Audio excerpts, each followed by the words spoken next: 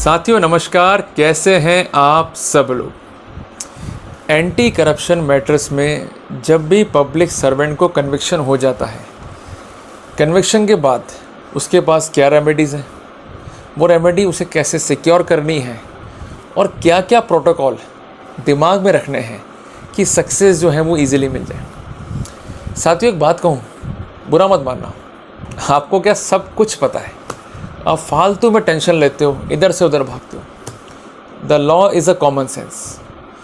सब कुछ हमें पता होने के बावजूद भी हम इस तरह से एक्ट अपॉन करते हैं कि वी गॉट पैनिक, और वहाँ पर अपना अच्छा केस भी जो है हम ख़राब कर जाते हैं।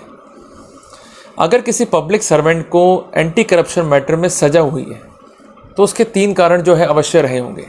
ये आप चेक कर लीजिएगा। या तो फैक्चुअल पर्सपेक्टिव को जज ने सही रूप में कंसिडर नहीं करा।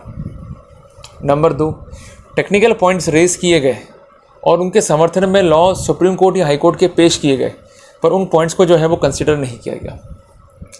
नंबर 3 कि जज जो है ये प्रोसिक्यूशन से काफ़ी हद तक बायस्ड है और उससे बायस्ड होते हुए या इन्फ्लुएंस होते हुए हमारे खिलाफ जो है फैसला हो गया। खैर जो भी है, ये अमूमन जो है देखा गया कि इस पर्सपेक्टिव में जो है कन्विक्शन हो जाते हैं कि प्रॉपर जो है एविडेंस का एवोल्यूशन नहीं हुआ या कंसिडरेशन जो है वो नहीं हुआ। अब करना क्या है, सज़ा हो गई तो एक सबसे बड़ी समस्या कि जो हमारा मैच था उसका हम एक पार्ट तो हार गए, उसका एक पार्ट जो है अब डेड हो चुका है। अब हमारे पास जो है एक लास्ट चांस है सर्वाइव करने का। अगर हम सर्वाइव नहीं कर पाए तो वहाँ पर हमारे जो सज़ा है वो बरकरार रहेगी, हमें जेल में जो है जाना पड़ेगा, और कई बार सुप्रीम कोर्ट जाने के पैसे हमारे पास में नहीं होते हैं। तो वहाँ पर अगर ऐसी स्थिति है तो ये वीडियो काफ़ी इम्पॉर्टेंट आपके लिए हो जाता है, ये समझने के लिए कि अगर कन्विक्शन हो गया तो फर्दर रेमेडी जो है वो कैसे ऑब्टेन करनी है। साथियों यूजुअली जो कन्विक्शन पहले देखे गए थे वो थे धारा 7 13 मंडी, या धारा 8 भी हो गई, धारा 10 भी है, धारा 12 भी है। यूजुअल ये ट्रैक था। अब क्या ट्रैक चल रहा है, मेनली धारा 7 है। ये मोस्ट ऑफ द केसेस में ये सेक्शन जो है वो लगाए जा रहे हैं। देखिए, जब भी आपको सज़ा होती है तो आप कन्फ्यूज़ हो जाते हैं कि करना क्या है। मैं आपको एक बात स्पष्ट कर दूं कि सेशंस कोर्ट जब भी कोई सज़ा करता है तो उसकी अपील कहाँ लाई करती है? हाई कोर्ट में। आप सबको पता है। ऐसे ही स्पेशल जज एंटी करप्शन सज़ा कर देगा तो उसकी अपील कहाँ लाई करेगी? हाई कोर्ट में। तो ये बात तो हमें क्लियर हो गई। अपील किस सेक्शन में होगी ये भी हम जान लेते हैं, सेक्शन 374 CRPC के अंदर। तीसरी इंपॉर्टेंट बात कि हाई कोर्ट जब भी अपील को सुनेगा तो हाई कोर्ट के पास 4 तरह के जो हैं पैरामीटर्स हैं। यहाँ तो अपील स्वीकार करते हुए जो कंसर्न पब्लिक सर्वेंट है उसको बरी कर दे। दूसरी बात, केस को रिमांड बैक कर दे कि भाई ये बिंदु जो है कंसिडर नहीं किए गए, इन्हें कंसिडर कीजिए। तीसरी इंपॉर्टेंट बात कि किसी पर्टिकुलर पॉइंट पर अगर एविडेंस नहीं है तो हाई कोर्ट आपकी एप्लीकेशन पर या स्यू मोटो, दोनों स्थितियाँ हैं, एडिशनल एविडेंस को रिकॉर्ड कर सकता है, ये इसके पास पावर है।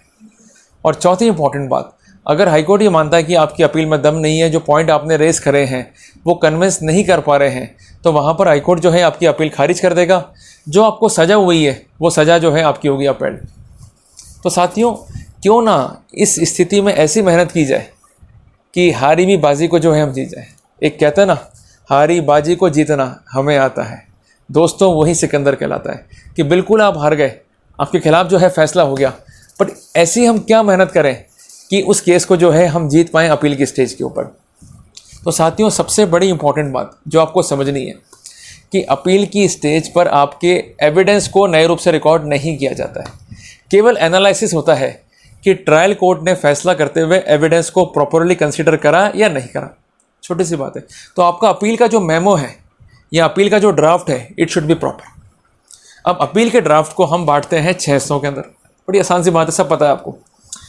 पार्ट नंबर A, जिसमें लिखे जाएंगे फैक्ट्स को जो है आप शॉर्ट में लिखें और बिंदु वाइज लिखें। जितना केस कॉम्प्लिकेट करोगे उतना ही जो है आपको नुकसान होगा। जैसे आप किसी दुकान पे गए, बहुत सारे आइटम वहाँ पर है, यू गॉट कन्फ्यूज्ड कौन सा लें, बट वही आइटम सिस्टमेटिक हैं और उनके रेड टैक्स लगे हुए हैं, सब कुछ उसमें डिस्प्ले हो रहा है, तो आपके लिए काफ़ी ईजी होगा आइटम को चूज़ करना। तो वही चीज़ जो है यहाँ पर है। तो फैक्ट्स को जो है शॉर्ट में और पॉइंट वाइज जो है लिख दें। ठीक है जी। पॉइंट नंबर 2 पे आ जाए कि एंटी करप्शन कोर्ट ने या स्पेशल कोर्ट एंटी करप्शन ने जो फैसला किया है, उस फैसले का जो नटशेल में गिस्ट है वो क्या है, उसके बाद उसको मेंशन कर दें। पॉइंट नंबर 3 में जो भी ग्राउंड्स हैं जिसके आधार पर आप ये कहते हैं कि ट्रायल कोर्ट ने या एंटी करप्शन कोर्ट ने एरर की है, वो क्या एरर्स हैं उसको मेंशन करें, कंजूसी ना करें। लिखने में कंजूसी करोगे तो दुख जो है आप ही पाओगे। चौथी बात, जो लीगल पॉइंट या जो लॉ की साइटेशंस है जो आपके वकील ने पेश करी जिसको कंसिडर नहीं किया गया, उसको भी जो है मेंशन कर दें और उनकी कॉपीज जो है वो साथ में लगा दें। नंबर 5, इसके अलावा ऐसे पॉइंट जो एडिशनल पॉइंट हैं जो इनिशियली रेज नहीं किए गए थे पर टेक्निकल पॉइंट है, लीगल पॉइंट है जिससे आपको फ़ायदा मिल सकता है, उनको आप जो है मेंशन कर दें। और आखिरी में आ गया आपकी प्रेयर। तो कितना इजी टास्क है एक अपील को ड्राफ्ट करना और उसको जो है प्रोसेस करना। इसके साथ साथ एक स्टे की एप्लीकेशन जो है आपको फाइल करनी है। ये स्टे जो है आपको मिलेगा सेंटेंस के ऊपर। अगर कन्विक्शन पे आपको स्टे लेना है तो वहाँ आपको अलग से 482 CRPC के तहत जो है अर्जी फाइल करनी पड़ेगी। एक यूजुअल प्रोटोकॉल है। तो साथियों, ये एक इम्पॉर्टेंट जानकारी इसलिए है कि जब भी सज़ा हो जाती है तो आधा मनोबल तो वहीं टूट गया कि साहब अब तो बच ही नहीं पाऊंगा। कोरोना का जो है मैं एक्यूट केस हो चुका हूँ। अरे घबराते क्यों?